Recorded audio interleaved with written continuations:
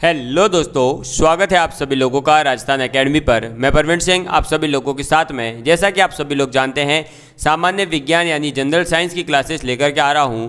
और ये क्लासेस सभी उन स्टूडेंट्स के लिए उपयोगी है जो भी विद्यार्थी एलडीसी, वनपाल, RAS, first grade, police constable या इसके अलावा भी कोई एसएससी, ग्रुप डी, एनटीपीसी कोई भी एग्ज़ाम दे रहा हो, जहाँ कहीं भी जनरल साइंस आती है, उन सभी स्टूडेंट्स के लिए ये क्लासेस उपयोगी है। और हम बात कर रहे थे दोस्तों जो है मानव रोग और मानव स्वास्थ्य के बारे में।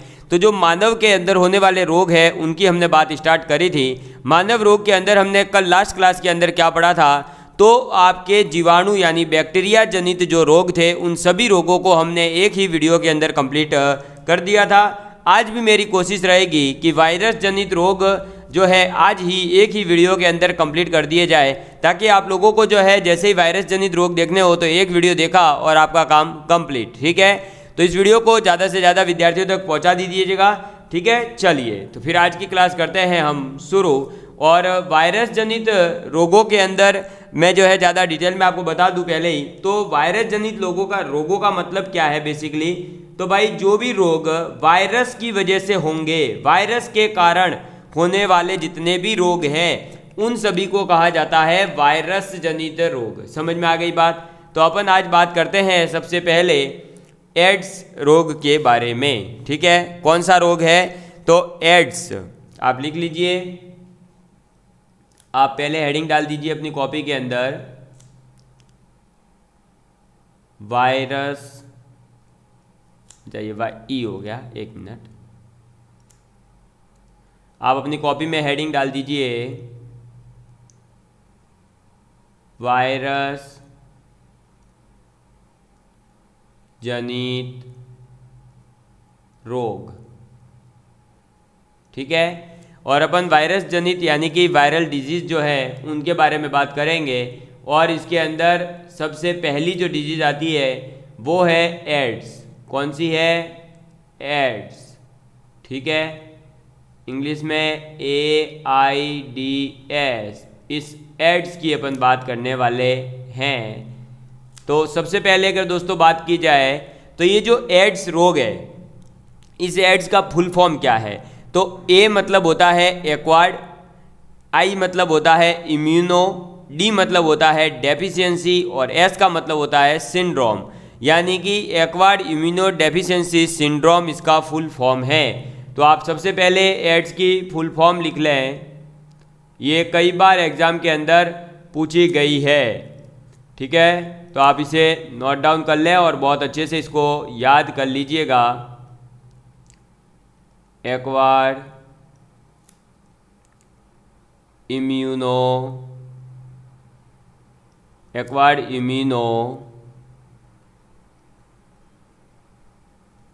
डेफिशिएंसी।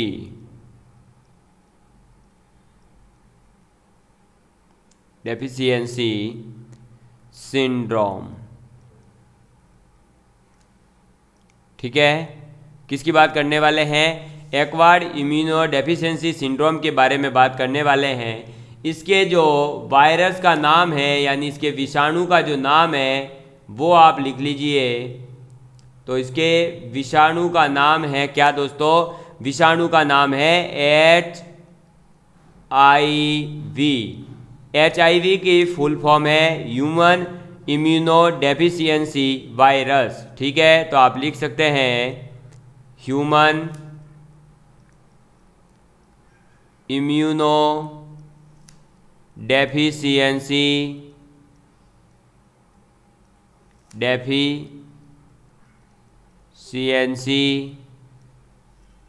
वायरस। ठीक है, अब दोस्तों ये रोग फैलता कैसे है, तो ये रोग जो है यौन संबंध जब होते हैं उन्हीं के कारण फैलता है, या आपके नशीले पदार्थ जो है उनका आप बहुत ज़्यादा लेवल पर अगर आप सेवन करते हैं तो हो सकता है, या रक्त का जो है आप रक्तदान कर देते हो अनियमितताओं के साथ में। मैंने आपको रक्तदान के बारे में पूरी डिटेल में चीज़ें बता रखी है। तो जब रक्तदान किया जाता है या आपका जो है नशीले पदार्थों का आप अत्यधिक सेवन करते हो या यौन संबंधों के कारण जो है ये रोग फैलता है। ठीक है, इस रोग के जब मानव को हो जाता है तब इस रोग के अंदर क्या होता है कि उस मनुष्य की रोग प्रतिरोधक जो क्षमता होती है वो एक तो समाप्त हो जाती है, जो रोग प्रतिरोधक क्षमता होती है वो समाप्त हो जाती है, और रोगी का जो पूरा बॉडी है, पूरे शरीर है, वो जगह जगह से फूल जाता है, यानी उसके शरीर में सूजन आना स्टार्ट होती है, और खून जो होता है, ब्लड जो होता है, उसका सर्कुलेशन भी जो है अव्यवस्थित हो जाता है, और फिर धीरे धीरे जो है इस रोग का जैसे जैसे प्रभाव बढ़ते जाता है, अंततः क्या हो जाता है, उस मनुष्य की, उस रोगी की मृत्यु हो जाती है। अब दोस्तों अगर ये तो हमने देख लिया किसके कारण हो रहा है और क्या है इसके जो है रीज हमारे सामने क्या लक्षण दिखाई देंगे। अब इसके उपचार के लिए आप दवाइयों का नाम लिख सकते हैं, तो आप इसके उपचार के लिए लिखेंगे उपचार। तो इसके उपचार के लिए आप क्या लिखेंगे, तो इसके उपचार के लिए आप लिख सकते हैं सुरामीन। एक तो दवा कौन सी है, एक तो सुरामीन दवा है, फिर एक हो जाएगी आपके क्या दोस्तों, तो एक हो जाएगी साइक्लोस्पोरिन। कौन सी हो जाएगी, साइक्लोस्पोरिन जो है दवा, ये आप ले सकते हो। फिर आप एक और दवाई है कौन सी, तो वो है रिबाबाइरिन जो है, ये भी एक इसकी दवाई है जो कि आप एड्स से बचने के लिए ले सकते हैं। फिर एक और है, एक है अल्फा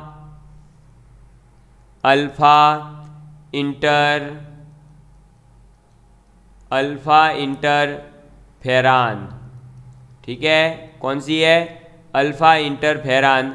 ये कुछ दवाएं हैं जिनका आप रोगी के उपचार के लिए जो है ये ले सकते हैं, इनका सेवन कर सकते हैं। तो कौन कौन सी है, सुरामीन है, फिर आपके साइक्लोस्पोरिन है, रिबाबाइरिन है, अल्फा इंटरफेरॉन है, ठीक है। इसके अलावा एक और दवाई का उपयोग किया जाता है, और वो कौन सी है, तो वो है दोस्तों आपके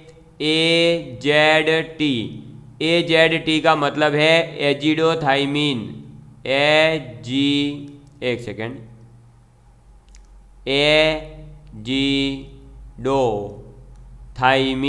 एजिडोथाइमिन, ठीक है।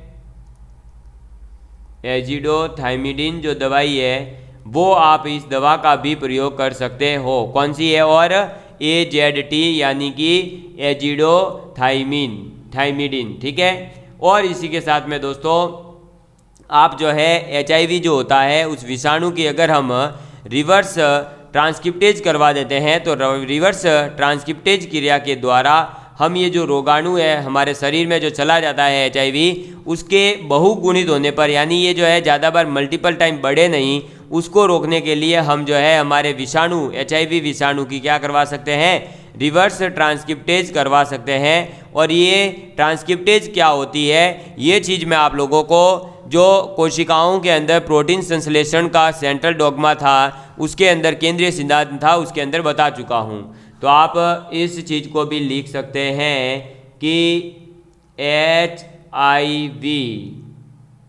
विषाणु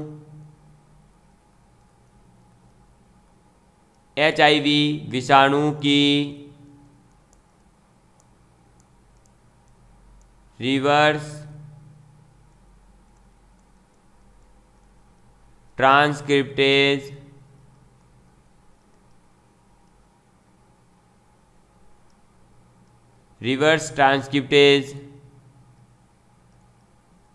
क्रिया रोककर विषाणुओं, यानी जो वायरस है उसका विषाणुओं को बहुगुणित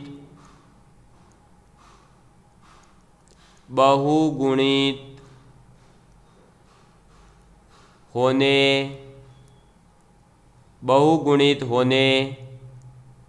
से रोकती है। समझ में आ गई बात। तो एड्स यानी कि एक्वायर्ड इम्यूनो डेफिशिएंसी सिंड्रोम, इसके विषाणु का नाम है HIV human immuno deficiency virus. और इसके उपचार के लिए हम कौन सी दवाई ले सकते हैं, तो सुरामीन है, साइक्लोस्पोरिन है, रिबाबाइरिन है, अल्फा इंटरफेरॉन है, ये ले सकते हैं। इसके साथ में AZT यानी कि एजिडोथाइमिडिन भी ले सकते हैं। और HIV विषाणु की जो है रिवर्स ट्रांसक्रिप्टेज करवा करके हम विषाणुओं का जो बहुगुणन होता है उस बहुगुणित होने से भी हम रोक सकते हैं। तो ये था अपना एड्स, ये है वायरस जनित पहला रोग जो होता है यहीं पर समाप्त। दूसरा दोस्तों आपके रोग आ जाता है, तो दूसरा रोग कौन सा है? चेचक। इस चेचक को हम कहते हैं स्मॉल पॉक्स। ये कौन सा रोग है? तो ये हमारा रोग है स्मॉल पॉक्स। आप लिख लेंगे कौन सा रोग है दोस्तों? ये बेसिकली स्मॉल पॉक्स रोग के बारे में अपन बात कर रहे हैं। कौन सा रोग है? स्मॉल पॉक्स रोग है। ये जो स्मॉल पॉक्स रोग है ये एक संक्रामक रोग है। क्या है दोस्तों? ये एक संक्रामक रोग है और इसका जो संक्रमण होता है वो विषाणु के कारण ही होता है। किसके कारण होता है इसका संक्रमण? विषाणु के कारण होता है। और इसके अंदर बेसिकली क्या होता है कि जो रोगी है उसके सिर है, पीठ है, कमर है, पूरा शरीर लगभग धीरे धीरे जो है क्या करता स्टार्ट करता है? दर्द करना स्टार्ट होता है। और फिर जहाँ जहाँ जैसे जैसे दर्द बढ़ता उसके शरीर पर बाद में जो है लाल लाल लाल लाल दाने दिखने लगते हैं। और फिर वो धीरे धीरे लाल दाने जो है आपके फफोले यानी कि चालों के रूप में आपके शरीर के ऊपर होते हैं। और फिर वो धीरे धीरे ऑटोमेटिकली ही सही हो जाते हैं। अब इसके अंदर जो है इसके उपचार के लिए हम ये कर सकते हैं कि रोगी को जो है जब तक ये उसके शरीर पर फफोले हुए हैं उसे दूर रखना चाहिए। और जब तक आपके ये पूरे फफोड़े जो है एकदम साफ नहीं हो जाते हैं हमें जो है रोगी को अलग रखना है। उसके किसी भी जो कपड़े वपड़े हैं उनसे हमें थोड़ा सा दूर रखना चाहिए, छोटे बच्चों वगैरह को भी उस रोगी से। और आपको जो है अपने लोगों से जो है चेचक का टीका इस वजह से फिर जब ये हो जाए किसी को अगर आपके परिवार में, तो अदर जो मेंबर्स है, अदर जो आपके परिवार के सदस्य हैं उन्हें इसका टीका ले लेना चाहिए। समझ में आ गई बात? तो ये आपका एक संक्रामक रोग है। ये आपको एक तो याद रखना है। कैसा रोग है? ये एक संक्रामक रोग है। संक्रामक रोग है और इसका संक्रमण होगा किससे? तो विषाणु के द्वारा होता है। ठीक है, विषाणु द्वारा संक्रमण। समझ में आ गई बात? क्लियर है आप सभी लोगों के लिए? विषाणु के द्वारा क्या होगा? संक्रमण होता है। और इसमें शरीर पर जो है लाल लाल दाने दिखाई देते हैं। लाल लाल दाने निकल जाते हैं, निकल जाते हैं। क्लियर है आप सभी लोगों के लिए? तो इस चेचक यानी स्मॉल पॉक्स के अंदर आपको ये याद रखना है कि ये एक संक्रामक रोग है। इसका संक्रमण जो होता है वो विषाणु के द्वारा होता है। और इसके अंदर पहले शरीर के अंदर जो है सिर है, पीठ है, धीरे धीरे दर्द होता है। फिर दर्द होते होते ये दर्द बढ़ता है और फिर बाद में शरीर पर जो है लाल लाल दाने दिखते हैं और फिर वो बाद में फफोले का रूप धारण कर लेते हैं। ठीक है, चलिए नेक्स्ट अपना जो रोग आ जाता है नंबर 3 पर, वो है कौन सा? तो वो है दोस्तों इन्फ्लुएंजा। कौन सा रोग है?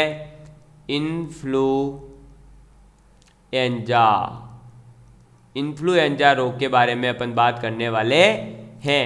ठीक, इसकी स्पेलिंग तो इन्फ्लुएंजा तो वैसे ही इंग्लिश मीडियम इंग्लिश वर्ड ही है, तो इन्फ्लुएंजा। अब बात करेंगे किसकी? इन्फ्लुएंजा के बारे में बात करेंगे कि ये इन्फ्लुएंजा आखिर क्या है। तो इन्फ्लुएंजा भी एक क्या है दोस्तों? ये भी एक संक्रामक रोग ही है। कैसा रोग है? ये एक संक्रामक रोग ही है। ठीक है, संक्रामक रोग है और ये संक्रामक रोग है और इसका जो संक्रमण होता है वो होता है इन्फ्लुएंजी नामक एक रोगाणु होता है उसके कारण। ठीक है, तो इसके रोगाणु कौन है या इसके रोगाणु का नाम क्या है? इन्फ्लुएंजा के रोगाणु का नाम है इन्फ्लुएंजी। क्या नाम है? इन्फ्लुएंजी। समझ में आ गई बात? क्या है इसका नाम? इन्फ्लुएंजी इसके रोगाणु का नाम है और इसे जो है फ्लू भी कहते हैं। क्या कहते हैं? फ्लू भी कहते हैं। ये बात आपको याद रखनी है। भाई इन्फ्लुएंजा है तो इसको संक्रामक रोग है, इसके रोगाणु का नाम क्या है, इन्फ्लुएंजी है, और इसको हम जो है क्या कहते हैं, तो इसको हम कहते हैं फ्लू भी कहते हैं। और इसके अंदर क्या होगा, तो इस रोग के जैसे ही हमारे शरीर पर आता है, हमारे शरीर में जैसे ही ये रोग प्रवेश करता है इसका रोगाणु, तो फिर सिर है, शरीर का पूरा भाग जो है जो दर्द करने लगता है, सर्दी होती है, तेज बुखार आ जाता है, हमें खांसी होने लगती है, ये कुछ लक्षण हमें दिखाई देने लग जाते हैं। ठीक है, मतलब नॉर्मली जो आपका बुखार है वही आप कह सकते हैं। फिर आपके इसके अंदर इस समय जो रोगी को है, एक तो आपके क्या लेनी चाहिए दवाई के रूप में, तो टेरामाइसिन जो है एक आती है दवाई, वो लेनी चाहिए। इन्फ्लुएंजा जब हो जाए तो कौन सी लेनी चाहिए, टेरामाइसिन है, और एक होती है टेट्रासाइक्लिन। अब ये जो है यहाँ पढ़ा दिया, इसका मतलब ये नहीं कि ये जा कर के खुद ही अपनी मर्जी से कुछ भी लक्षण दिखे और ले ली, ये सब डॉक्टर के परामर्श से ही हमें लेनी चाहिए। ठीक है, तो ये टेरामाइसिन है, टेट्रासाइक्लिन है, ये कुछ एंटीबायोटिक्स है जो हमें लेनी चाहिए। और रोगी का जो है पेट जो है वो थोड़ा सा मतलब कम ही खाना पीना खाना चाहिए, साफ रखना चाहिए, हल्का फुल्का जो खाना है वही खाना चाहिए। और इसको जो है रोगी को सुबह शाम क्या करवाना चाहिए, तो पोटेशियम पर मैग्नेट जो होता है, उस पोटेशियम पर मैग्नेट का, किसका, पोटासियम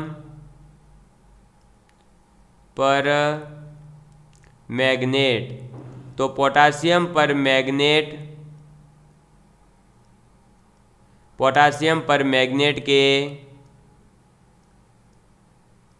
घोल से गरारा करना चाहिए। सुबह शाम जो है क्या करना चाहिए, पोटासियम पर मैग्नेट जो होता है उससे घोल के साथ में गरारा करना चाहिए, ताकि हमारा जो है मुंह थोड़ा सा खुला खुला रहे। अन्यथा आप सभी लोग जानते हैं जब हम बीमार हो जाते हैं तो हमारा पूरा का पूरा बॉडी जो है वो कैसा हो जाता है, पूरी की पूरी बॉडी जो है एकदम सूखी सूखी, और हमारा जो है कुछ भी खाने पीने का मन नहीं होता है। तो इस वजह से ये थोड़ा सा करना चाहिए ताकि वो जो है रोगी अच्छा फील करे। समझ में आ गई बात। चलिए अब बात करते हैं आगे। तो नेक्स्ट अपने आ जाता है इन्फ्लुएंजा के बाद में कौन सा दोस्तों, पोलियो। किसकी बात करने जा रहे हैं अपन, पोलियो की बात करने जा रहे हैं। तो ये जो है आप अपनी कॉपी के अंदर हेडिंग डाल दीजिए, किसके बारे में, पोलियो के बारे में, अपनी कॉपी में हेडिंग डाल दीजिए। चलो तो नेक्स्ट अपने 4th नंबर पर डिजीज आ जाती है, कौन सी दोस्तों, तो पोलियो डिजीज। ठीक है, कौन सी आ जाती है, पोलियो। अब बात करते हैं इस पोलियो के बारे में। तो पोलियो जो है दोस्तों ये एक हमारा निस्यंदी यानी कि फिल्टरेबल वायरस जो होता है उसके कारण होता है। निस्यंदी विषाणु जो होता है उसकी वजह से ये होता है।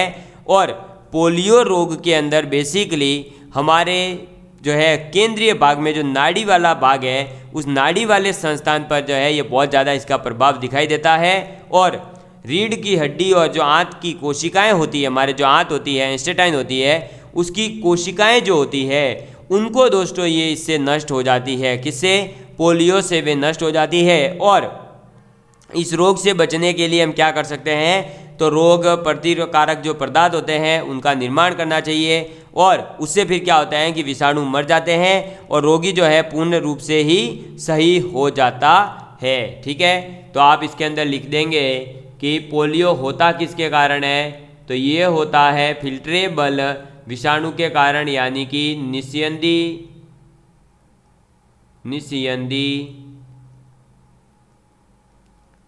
विषाणु के कारण। क्लियर है, किसके कारण है, ये निस्यंदी विषाणु के कारण होता है। और इसमें रोग का प्रभाव मैक्सिमम कहाँ पड़ता है, तो इसका प्रभाव होता है बेसिकली दोस्तों जो केंद्रीय नाड़ी संस्थान है उसके ऊपर, यानी जो हमारा केंद्र का भाग है ना, नाड़ी वाला भाग, वहाँ पर। तो आप लिखेंगे केंद्रीय नाड़ी संस्थान पर। समझ में आ गई बात, क्लियर है आप सभी लोगों के लिए। तो ये चीज़ भी आपको याद रखनी है। और साथ ही साथ इसमें याद रखना कि रीढ़ की जो हड्डी है, एक तो ये याद रखना रीढ़ की हड्डी और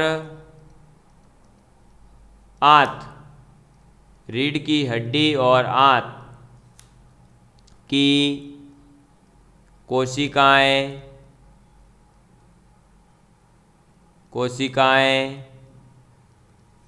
नष्ट हो जाती है, नष्ट हो जाती है।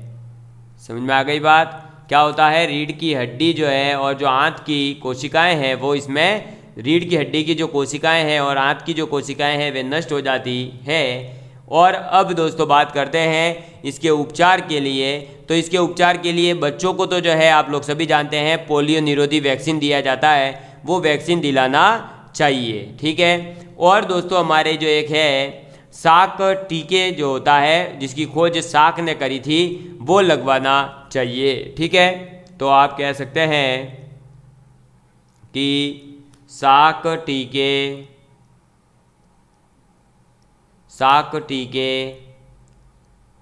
का इंजेक्शन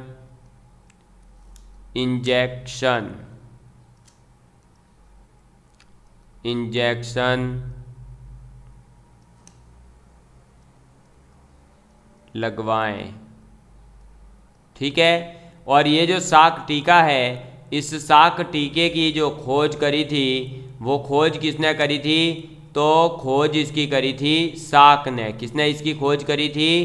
तो इसकी खोज की गई थी साक के द्वारा, साक ने, ठीक है। समझ में आ गई बात? क्लियर है?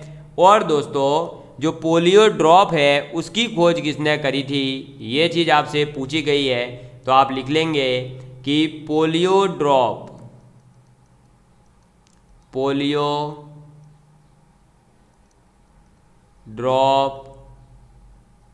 की खोज।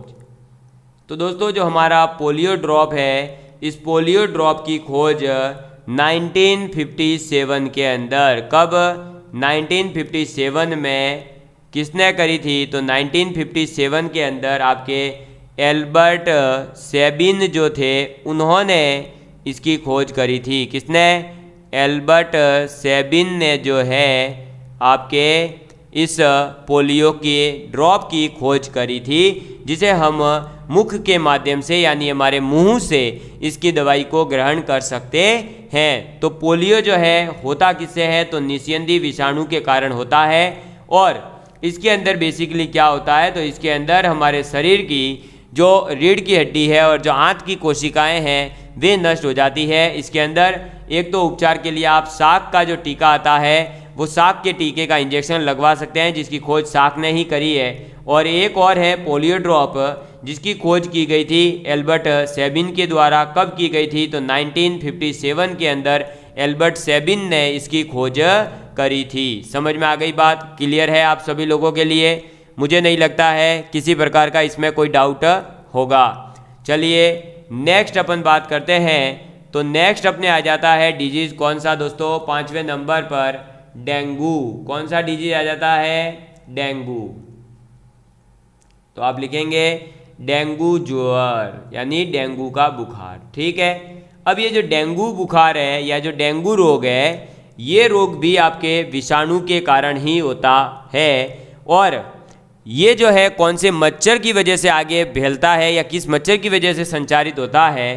तो ये रोग जो है इंडिस इजिप्टी और इंडिस एल्बोपिक्टस और क्यूलेक्स फटिंगस होता है। इन कुछ मच्छर होते हैं ये 3-4, जिनकी वजह से ये आगे फैलता है। और इसके अंदर बेसिकली क्या होता है, अचानक से ही रोगी को बुखार आ जाएगा, चेहरे के ऊपर जो है पित्तियाँ जो है वो निकल कर आ जाती है, आँख है, सिर है, पेशियाँ है, जोड़ों में जो है बहुत ज़्यादा इसमें दर्द स्टार्ट हो जाता है। और फिर ये धीरे धीरे जो है अचानक से आप कह सकते हो कि महामारी का रूप धारण कर लेता है। और इस रोग के अंदर हमारे शरीर की हड्डियाँ इतनी ज़्यादा दर्द होती है जैसे टूट गई हो। तो इस वजह से इस डेंगू रोग को कहा जाता है हड्डी तोड़ बुखार। क्या कहा जाता है? हड्डी तोड़ बुखार कहा जाता है, तो आप इसके अंदर लिखेंगे कि इसके जो मच्छर है जिसकी वजह से ये आगे संचारित होता है, उन मच्छरों का नाम क्या है? तो उन मच्छरों का नाम है दोस्तों आपके,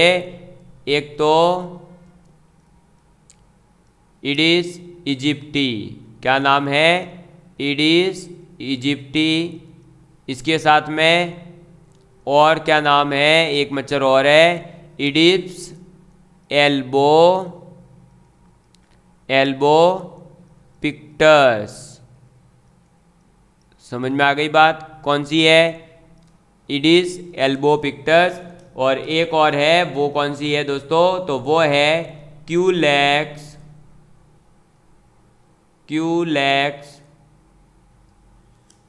फटिंगसस। कौन सी है? क्यूलेक्स फटिंगसस। समझ में आ गई बात? तो ये जो डेंगू ज्वर है वो कौन से मच्छर की वजह से आगे फैल रहा है? तो ये बुखार आपके ईडिस इजिप्टी, ईडिस एल्बोपिक्टस, क्यूलेक्स फटिंगसस नामक मच्छर की वजह से ये आगे फैलता है। और इस रोग को क्या कहा जाता है? तो इसे हड्डी तोड़ बुखार भी कहते हैं। हड्डी तोड़ बुखार की जगह आप अगर ज्वर वर्ड यूज करना चाहते हैं तो वो भी कर सकते हैं। तो हड्डी तोड़ बुखार कहते हैं। समझ में आ गई बात? ये चीज़ आपको याद रखनी है कि हड्डी तोड़ बुखार कहा जाता है डेंगू को। नेक्स्ट अपने आ जाता है इसके बाद में नंबर 6 पर जो रोग है वो है दोस्तों आपका कौन सा? तो वो रोग है हिपेटाइटिस। कौन सा रोग है? हिपेटाइटिस या इसी हिपेटाइटिस को पीलिया भी कहा जाता है। ठीक है, पोलियो नहीं कह रहा हूं मैं, इसमें कहा जाता है पीलिया। क्या कहा जाता है? पीलिया। या इस पीलिया को ही कहा जाता है जॉन्डिस। क्या कहा जाता है? जॉन्डिस कहा जाता है। समझ में आ गई बात? क्लियर है आप सभी लोगों के लिए? तो ये बात आपको याद रखनी है कि हिपेटाइटिस, पीलिया या जॉन्डिस ये एक यकृत रोग है। ये बात आप तो सबसे पहले याद रखें कि ये एक कैसा रोग है? तो ये एक यकृत रोग है। कैसा है? यकृत रोग है। और इस यकृत रोग के अंदर क्या होता है? रक्त में जो है आपका पित्त वर्णक जो होता है, बिल पिगमेंट जो होता है वो अधिक मात्रा में चला जाता है। इस रोग के अंदर क्या होता है? इस रोग के अंदर रक्त यानी हमारे खून के अंदर जो हमारी पित्त वर्णक होती है, पित्त वर्णक, वो पित्त वर्णक जो है वो अधिक मात्रा में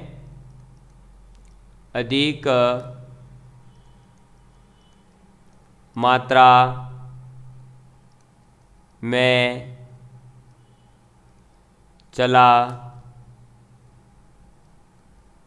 जाता है। ठीक है, ये हो जाता है। इस रोग के अंदर क्या हो जाता है? तो हमारे ब्लड के अंदर पित्त वर्णक यानी कि बिल पिगमेंट जो होता है, BIL बाइल पिगमेंट या बिल पिगमेंट, वो अधिक मात्रा के अंदर हो जाता है और तब ये रोग होता है। और यकृत में जो है पित्त वर्णक जब अधिक मात्रा में होने लग जाता है, इसका मतलब क्या हुआ कि यकृत की कोशिकाएं जो है वो इसका उत्सर्जन फिर निम्न मात्रा में करने लग जाती है और उसके माध्यम से फिर हमारे शरीर के अंदर जो है हमारी जो टॉयलेट होती है, पेशाब जो है वो अधिक पीली हो जाती है और खून में जो है ये पित्त बढ़ गया है। और खून में अगर पित्त बढ़ गया इसका मतलब है हमें पीलिया रोग हो गया है। समझ में आ गई बात? समझ में आ गई ना? तो इस रोग से बचने के लिए हम क्या कर सकते हैं उपचार के रूप में? तो बचने के लिए एक तो हमें ज़्यादा ठंडक से बचना चाहिए और हमें जो है थोड़ा सा पौष्टिक आहार ग्रहण करना चाहिए, हल्का भोजन जो होता है वो, और रोगी को जो है आराम करना चाहिए जब तक कि उसका ब्लड एकदम थोड़ा सा सही नहीं हो जाता। या हम कह सकते हैं कि जब तक आराम करना चाहिए जब तक कि आप लिख सकते हैं आराम करे जब तक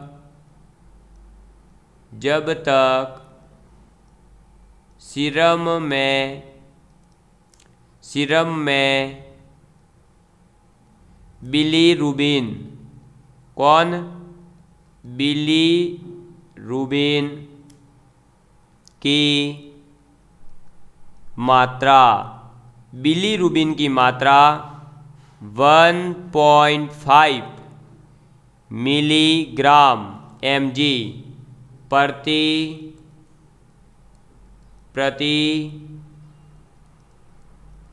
100 मिलीलीटर, प्रति 100 मिलीलीटर नहीं हो जाता है। यानी ब्लड के अंदर जो सीरम होता है, आप लोगों को पता ही होगा, उस सीरम के अंदर जब तक बिलीरुबिन की मात्रा 1.5 मिलीग्राम नहीं हो जाती है 100 मिलीलीटर बिलीरुबिन के अकॉर्डिंग, तब तक जो है आप लोगों को रेस्ट करना चाहिए, आराम करना चाहिए उस रोगी को। क्लियर है? तो हिपेटाइटिस या पीलिया या जॉन्डिस के अंदर क्या होता है, ये एक यकृत रोग है और रक्त में जो है पित्त वर्णक अधिक मात्रा में चला जाता है। इसमें आराम करना चाहिए जब तक कि रोगी के सीरम में जो है बिलीरुबिन की मात्रा 1.5 मिलीग्राम प्रति 100 मिलीलीटर नहीं हो जाता है। क्लियर है आप सभी लोगों के लिए? तो ये था अपना पीलिया रोग। नेक्स्ट अपना 7वें नंबर पर जो डिजीज आता है वो कौन सा डिजीज है? तो 7वें नंबर पर आपके आ जाता है हाइड्रोफोबिया या रेबीज। कौन सा आ जाता है? तो नेक्स्ट हमारे डिजीज आ जाता है हाइड्रोफोबिया। कौन सा डिजीज है दोस्तों? हाइड्रोफोबिया, या जिसे हम रेबीज कहते हैं। क्या कहते हैं? रेबीज कहते हैं। तो हाइड्रोफोबिया या रेबीज के बारे में बात करते हैं। तो हाइड्रोफोबिया या रेबीज जो है वो एक सघातिक रोग है। ये कैसा है? सघातिक रोग है। सघातिक रोग है। समझ में आ गई बात? ये क्या है? एक सघातिक रोग है और इसका जो संक्रमण होता है वो संक्रमण कहाँ होता है? तो इसका संक्रमण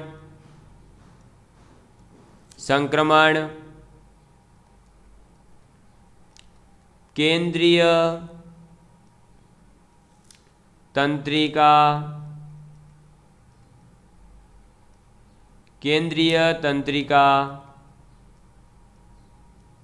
तंत्र में होता है। ठीक है? तो जो हमारा हाइड्रोफोबिया या रेबीज है वो दोस्तों आपके एक संघातिक रोग है और ये जो है इसका संक्रमण कहाँ होगा?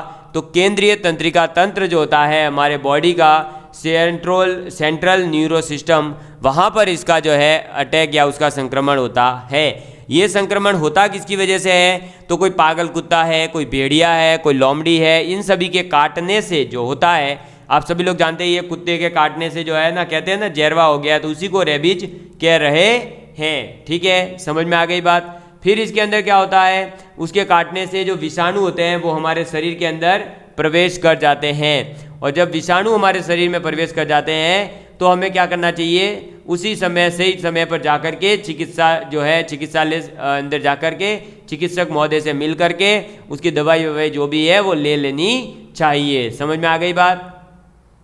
क्लियर है? फिर अगर ज़्यादा प्रभाव होता है तो उस व्यक्ति को जो है जल्द से डर लगने लगता है। कोई जो वो बोलेगा तो कुत्ते के भौंकने जैसी आवाज़ आपको लगेगी। इसके अंदर और क्या हो सकता है? तो तेज़ बुखार आएगा, आपका सिर दर्द जो है बहुत ज़्यादा होगा, उल्टी वगैरह ज़्यादा होगी, आपका शरीर पूरा अंदर से आप बेचैन रहेंगे, बेचैनी टाइप की महसूस करेंगे, घुटन टाइप का आपको महसूस होगा।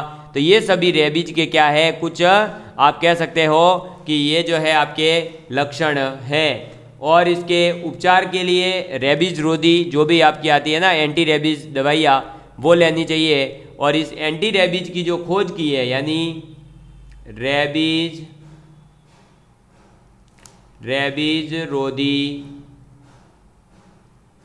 रोधी टीका लगवाना चाहिए। ठीक है? और रेबीज रोधी जो टीका होता है, इस रेबीज रोधी टीके का आविष्कार किसने करा, इसकी खोज किसने करी है? तो रेबीज रोधी टीके की जो खोज की है वो करी है लुई पास्चर ने। किसने करी है? लुई पास्चर ने। किसकी खोज करी है? तो लुई पास्चर ने ही हाइड्रोफोबिया या रेबीज की खोज करी है। ये बात आप लोगों को याद रखनी है। साथ ही साथ जो आपका घाव है, उस घाव को जो है, घाव को क्या करना चाहिए? तो उस घाव को दोस्तों शुद्ध कार्बोलिक, किससे? प्योर कार्बोलिक यानी शुद्ध कार्बोलिक, शुद्ध कार्बोलिक या नाइट्रिक एसिड, शुद्ध कार्बोलिक या नाइट्रिक एसिड से धोना चाहिए। समझ में आ गई बात? तो भाई जो भी आपका जहाँ भी घाव काटा है कुत्ते ने या जिसने भी, तो उस घाव को जो है किससे धोना चाहिए? शुद्ध कार्बोलिक यानी कि कार्बन का जो आता है कार्बोलिक, उससे धोना चाहिए। या आप ये कह सकते हैं ऑर्गेनिक जो आपके अंदर ना, मतलब ऑर्गेनिक कोई कंपाउंड है कार्बोलिक, उससे। आपको अगर भाई केमिस्ट्री नहीं पढ़ रखी हाई लेवल पर तो क्या करें, तो केवल याद रखना है कि कार्बोलिक। और या फिर आप नाइट्रिक एसिड का जो है उपयोग कर सकते हैं, और उस नाइट्रिक एसिड से जो है हमें क्या करना चाहिए? धोना चाहिए। समझ में आ गई बात? क्लियर है आप सभी लोगों के लिए? मुझे नहीं लगता किसी प्रकार का कोई इसमें डाउट होगा।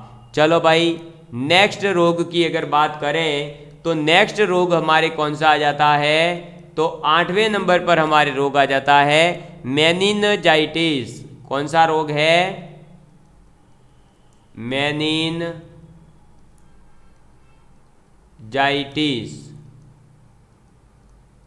अच्छा, ये जाइजिस हो गया, एक सेकेंड। कौन सा रोग आ जाएगा? मेनिनजाइटिस। क्लियर है? तो इस मेनिनजाइटिस रोग के बारे में अपन डिस्कस करते हैं। मेनिनजाइटिस जो रोग है, ये रोग बेसिकली मस्तिष्क को प्रभावित करता है। किसको? मस्तिष्क को। ये बात आप लिख लेंगे, मस्तिष्क को प्रभावित। ठीक है? इस मेनिनजाइटिस के अंदर क्या होता है? मस्तिष्क को जो है ये रोग प्रभावित करता है। समझ में आ गई बात? क्लियर है? इसी के साथ में इस रोग के अंदर होगा क्या? तो आपका शरीर जो है तेज बुखार आएगा, बाद में आपको बेहोशी टाइप का होने लगेगा, और इसके अंदर जो है मस्तिष्क और मेरुरज्जु के ऊपर जो एक झिल्ली होती है, उस झिल्ली के नीचे रहने वाले द्रव, जिसे हम कहते हैं सेरिब्रो स्पाइनल द्रव जो होता है, उससे इसका संक्रमण होता है। ठीक है? और इस रोग से बचने का तरीका क्या है? तो मेनिनजाइटिस रोधी जो है टीका लगवाना चाहिए। तो आपका ये इसका संक्रमण किससे होगा? तो इसमें संक्रमण होता है मस्तिष्क तथा, ये लिख लीजिए, मस्तिष्क तथा मेरुरज्जु, मस्तिष्क तथा मेरुरज्जु के ऊपर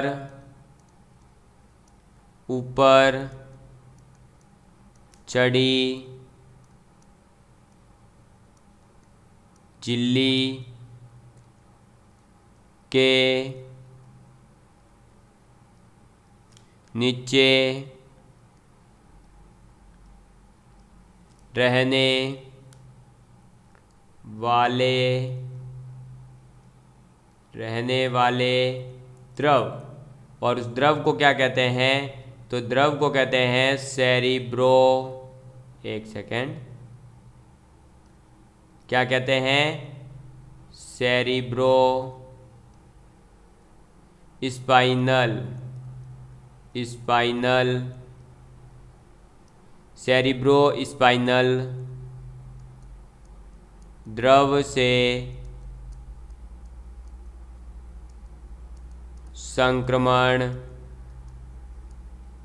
संक्रमण होता है। समझ में आ गई बात? तो मेनिनजाइटिस ये जो रोग है दोस्तों, ये मेनिनजाइटिस रोग जो है वो हमारे मस्तिष्क को प्रभावित करता है और मस्तिष्क तथा मेरुरज्जु के ऊपर चढ़ी हुई झिल्ली जो होती है उसके नीचे रहने वाले द्रव सेरिब्रो स्पाइनल द्रव से संक्रमण होता है। समझ में आ गई बात? क्लियर है आप सभी लोगों को? इस बात को आपको बस याद रखना है, ठीक है। चलिए बात करते हैं नेक्स्ट रोग की। तो अपने 9th नंबर पर कौन सा रोग आ जाता है?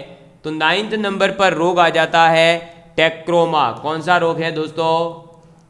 ट्रैकोमा। ट्रैकोमा रोग जो है उसकी बात करने जा रहे हैं।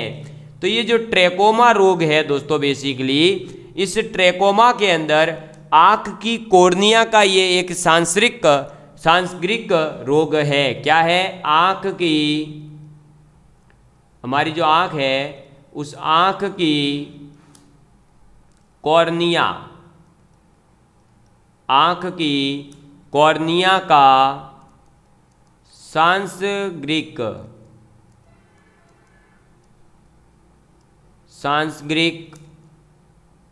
रोग है। समझ में आ गई बात? और इसमें क्या होता है बेसिकली कि हमारी जो कॉर्निया है, इस कॉर्निया के अंदर वृद्धि हो जाती है। क्या हो जाता है? कॉर्निया के अंदर वृद्धि हो जाती है। समझ में आ गई बात? ये चीज़ आपको याद रखनी है कि आँख की जो कॉर्निया है उस कॉर्निया का जो है वृद्धि हो जाती है और ये कॉर्निया का एक सांसर्गिक रोग है। और फिर जब आपकी कॉर्निया की वृद्धि हो जाती है तो हमारा शरीर जो, मतलब हमारी जो आंखें हैं वो निंद्राग्रस्त सा लगता है। क्या लगता है? निंद्राग्रस्त सा लगता है, यानी कि हमेशा नींद में हो, इस टाइप का लगता है। और इसके उपचार के लिए कौन सी दवाइयाँ हैं? तो इसके उपचार के लिए दवाइयाँ हैं पेनिसिलिन। एक सेकेंड, इसकी ट्रैकोमा की जो है बचने के लिए पेनिसिलिन, कौन सी दवाई है? एक तो हम ले सकते हैं पेनिसिलिन और एक इसके साथ में हम ले सकते हैं क्लोरोमाइसिटिन। कौन सी ले सकते हैं? क्लोरोमाइसिटिन, ठीक है। तो क्लोरोमाइसिटिन और पेनिसिलिन दवा उपयोगी, ठीक है। ये दो दवाएं हैं जो उपयोगी होती है। समझ में आ गई बात? क्लियर है आप सभी लोगों के लिए? तो मुझे लगता है आप सभी लोगों को बहुत अच्छे से समझ में आ गया होगा ट्रैकोमा कौन सा रोग है और कैसे होता है और किस किस भाग को प्रभावित करता है। तो दोस्तों ट्रैकोमा के बाद में नेक्स्ट डिजीज आ जाती है हमारे छोटी माता। 10 नंबर पर आप डालेंगे कौन सी डिजीज है? छोटी माता। इस छोटी माता डिजीज को ही इंग्लिश में क्या कहा जाता है? तो इसको कहा जाता है चिकन पॉक्स, ठीक है। क्या कहा जाता है? चिकन पॉक्स कहा जाता है। अब कई बार जो है बच्चे छोटी माता और चेचक के अंदर कंफ्यूज हो जाते हैं। छोटी माता समझकर इसको समझ लेते हैं कि ये है स्मॉल पॉक्स और चेचक को समझ लेते हैं चिकन पॉक्स। जबकि दोस्तों आपको बता दूं, जब भी ये ऐसा याद नहीं रहे तो चेचक को बड़ी माता रोग भी कहा जाता है। पहले तो ऐसे याद रखना है। और चेचक को बड़ी माता रोग कहा जाता है। तो ये बताइए कि किचन में कौन जाएगा, छोटी माता या बड़ी माता? तो ऑब्वियस ही बात है, जो छोटा होगा वो किचन में जाएगा, यानी छोटी माता जो होती है वो किचन में जाती है और बड़ी माता जो है वो कहाँ जाएगी? किचन में नहीं जाएगी। तो चिकन पॉक्स को याद रख लें, कैसे? किचन पॉक्स से, ठीक है। चिकन पॉक्स जो है उसको, चिकन पॉक्स को याद रखेंगे आप किचन से, तो छोटी माता कहाँ जाएगी? चिकन पॉक्स में, ठीक है। और बड़ी माता कहाँ जाएगी? स्मॉल पॉक्स में, क्योंकि छोटी माता समझकर याद आता है स्मॉल यानी छोटा, तो स्मॉल पॉक्स नहीं होता, वो होता है चिकन पॉक्स, इस छोटी माता। और बड़ी माता जो होती है उसे कहा जाता है स्मॉल पॉक्स, ठीक है। चलिए, ये रोग जो है चेचक से थोड़ा सा ज़्यादा ही संक्रामक रोग है और इसमें भी वही होगा, बुखार आएगा, शरीर की पित्तिकाएँ जो है वो निकल जाती है और जल स्फोटों वगैरह से जो है हम बाद में वो बदल जाती है, मतलब वही फफूंदे वगैरह होंगे और वो फूटेंगे और वही सब चीज़ होगी, ठीक है। तो छोटी माता के अंदर ही यही याद रखना है, बस इसमें भी वही उसी प्रकार से होगा। नंबर 11 पर आपके नई डिजीज आ जाती है, वो है खसरा। कौन सी डिजीज? खसरा। ठीक है, और खसरा को इंग्लिश में कहा जाता है मिलसेल। क्या लेंगे? मीसल्स। तो अब बात करते हैं खसरा रोग के बारे में। इस खसरा रोग के विषाणु का नाम क्या है? सबसे पहले तो हमें ये पता होना चाहिए। तो इसके विषाणु का नाम है क्या दोस्तों? तो इसके विषाणु का नाम है मोरबेली।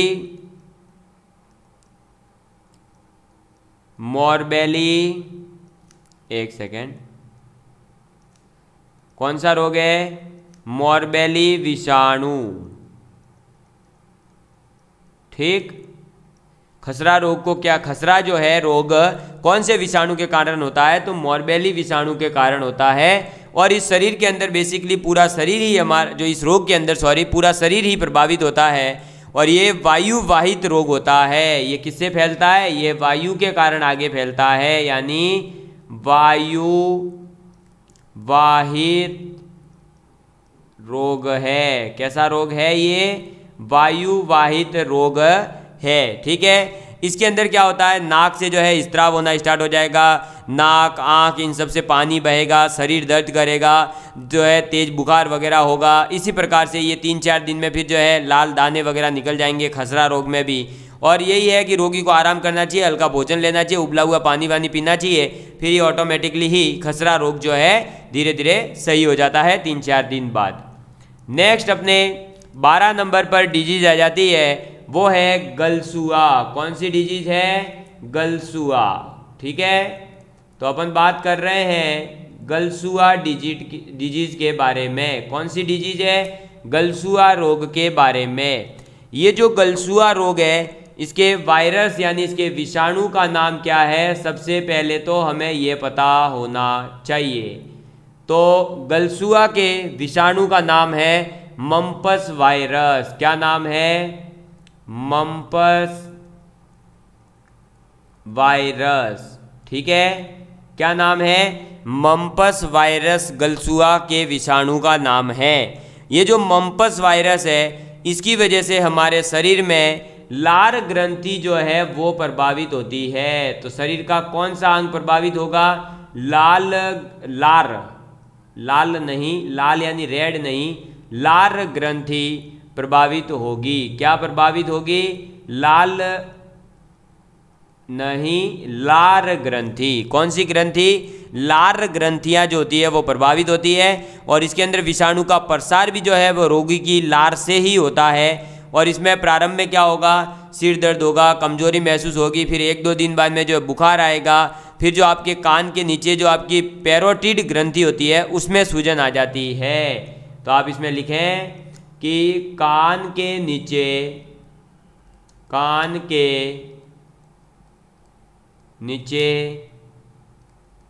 स्थित पैरोटिड ग्रंथि के अंदर, कौन सी ग्रंथि में? तो पैरोटिड ग्रंथि। पैरोटिड ग्रंथि में सूजन आ जाती है। समझ में आ गई बात? तो जो गलसुआ है उसके विषाणु का नाम क्या है? मम्पस। फिर इसमें क्या होता है? लार ग्रंथि प्रभावित होती है और बाद में 2-4 दिन बाद में कान के नीचे जो पैरोटिड ग्रंथि होती है उस पैरोटिड ग्रंथि के अंदर हमारे जो है क्या हो जाता है? सूजन आ जाती है। और इसके दवा के रूप में आप टेरामाइसिन का इंजेक्शन ले सकते हैं। कौन सी दवा ले सकते हैं? तो टेरामाइसिन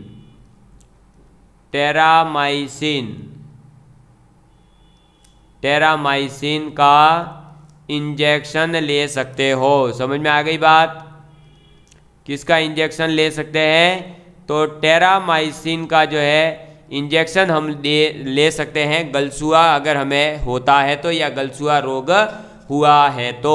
ठीक है दोस्तों, तो आज अपन ने बात करी किसके बारे में? विषाणु यानी वायरल जनित जो विषाणु के कारण होने वाली डिजीज़ है उनके बारे में, जिसमें हमने एड्स की बात करी, चेचक है, इन्फ्लुएंजा है, पोलियो है, डेंगू है, हेपेटाइटिस है, हाइड्रोफोबिया है, मेनिनजाइटिस है, टेक्रोमा है, छोटी माता है, खसरा है, गलसुआ है। ये कुछ रोग हैं जो हमारे को जो है वायरस के कारण हो सकते हैं। तो ये सभी डिजीज़ अपनी आज वायरस जनित जो भी थी वो कंप्लीट होती है। कल की क्लास में अपन फफूंद और प्रोटोजुआ जनित दोनों डिजीज एक साथ कंप्लीट करेंगे और लास्ट में फिर अपन जो है आनुवांशिक और अन्य रोग कंप्लीट करेंगे। इसी के साथ में मतलब अगले 2 वीडियो के बाद आपके बायोलॉजी का जो मेजर पोर्शन 2 बार दे रखा है वो बायोलॉजी का पूरा पोर्शन कंप्लीट हो जाएगा। ठीक है, love you all of you, take care and please share with your friends. Love you all of you, bye bye दोस्तों।